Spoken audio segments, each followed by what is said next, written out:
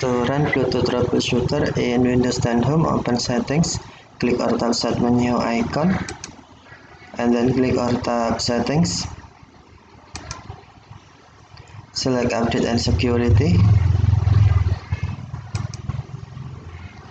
and then select Troubleshoot. Click or tap Additional Troubleshooters.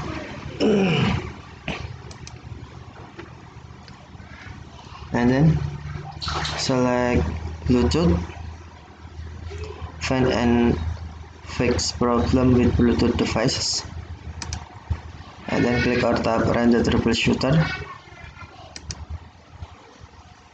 Allow the troubleshooters to run and then answer any question on the screen. If you see a message that no changes or updates were necessary, you can try recovery options and find out more about Outlook error codes and upgrade and installation error codes. Okay, thank you for watching. Have a nice day.